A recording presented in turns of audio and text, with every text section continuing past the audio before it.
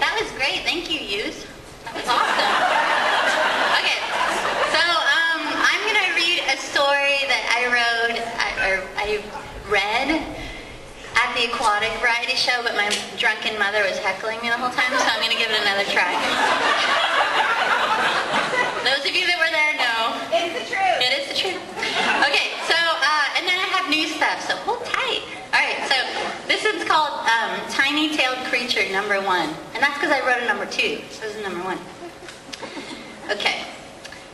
It was the feasibility studies that always broke the deal.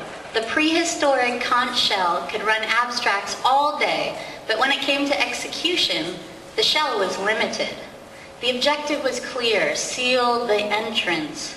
But the conch's immovable reality gave the simple defense maneuver a languid desperation. The conch began strategizing on the day it was violated by that slow-witted mermaid.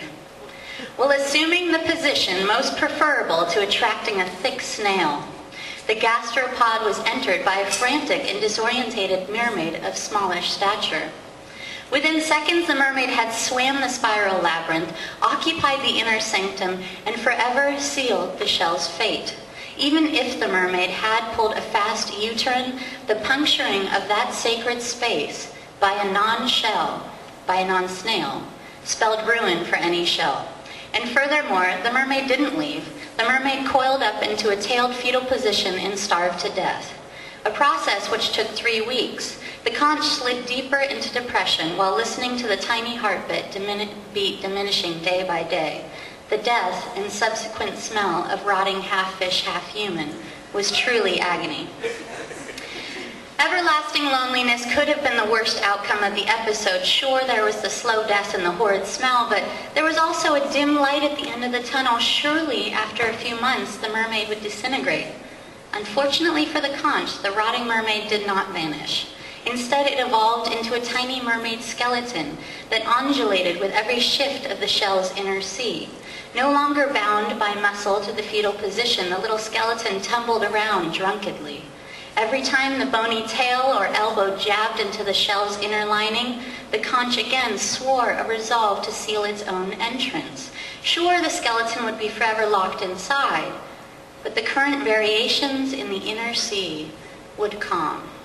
The skeleton would sink to the bottom like a defeated puppet, and the conch could move past this tragedy. For hundreds of years, the conch lay on hatchable plans and endured jabby reminders from its long-deceased perpetrator. Yet never in a million years could the shell have imagined the concept of dry land. The concept that water could leak out in tiny rivers and evaporate in hot sand. It took only minutes to drain after being tossed by a magnificent, life-affirming wave. And suddenly the haunting was gone. The skeleton was a broken, silent pile. The conch was able to savor this blissful state of quiet before yet another rush of the unimaginable occurred, while hovering 4 feet above the newly discovered dry land in the hands of a gruff man, the lilt of a Brooklyn accent filling the shell's interior. "Joe, you're breaking it! Joanne, there's something in here!" "Oh my God, Joe, just give it to me. Leave it to me." "Jesus, Joanne, I just want to see. I'm not going to hurt the fucking shell." "Oh, it's a, what the fuck is this? This is weird." "Oh, thank God, give it to me. This little baby's going to look so good in the dining room hutch." Hours later, the conch is bedded down softly on a champagne-colored satin pillow, equally spaced between an Armani statue and a collection of glass ballerinas. The conch is forever speechless and tilted in reverence. The universe is malleable. The unfathomable is fate. That's it.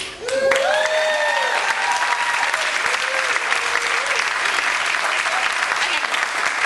That was my in-laws, Joe and Joanne. I love them. They like the story too. Okay, so the new stuff, I just wrote this, and this is my second reading to myself of it as well.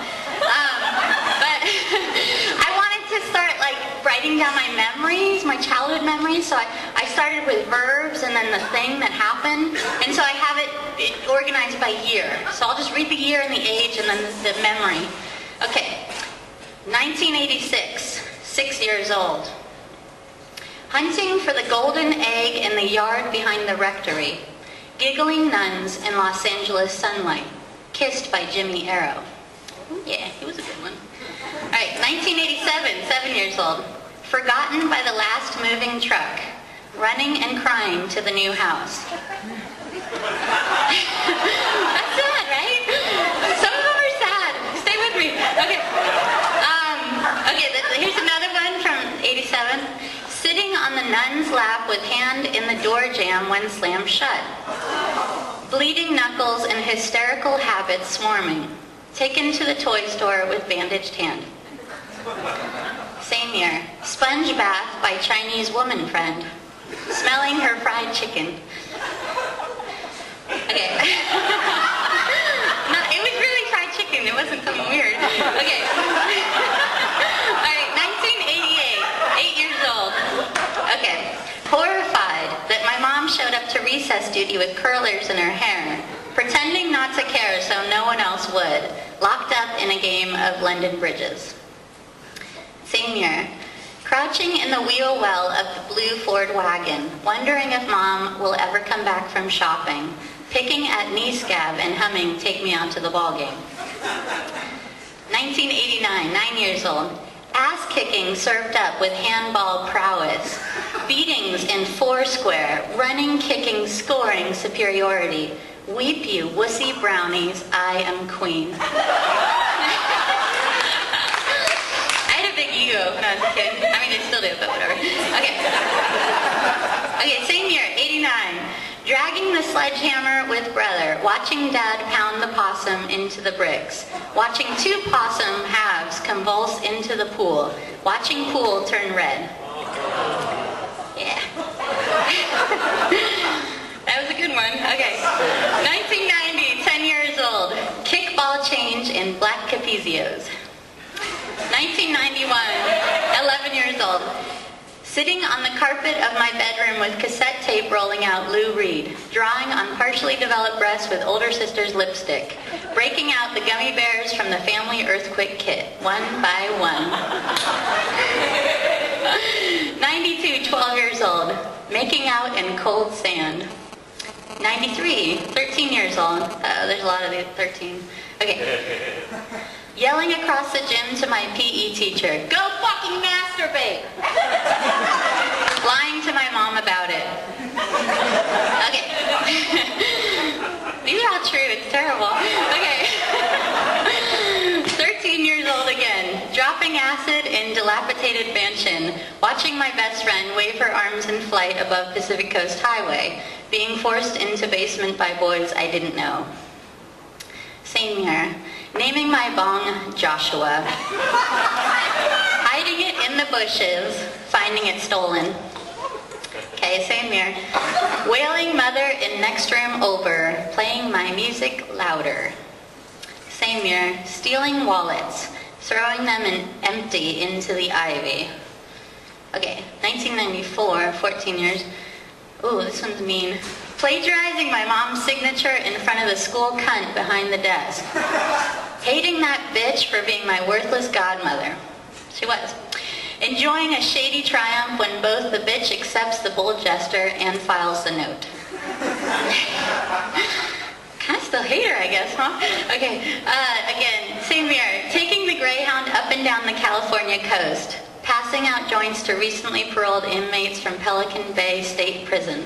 Asking about their eyelid tattoos. Learning they watch a lot of Jerry Springer.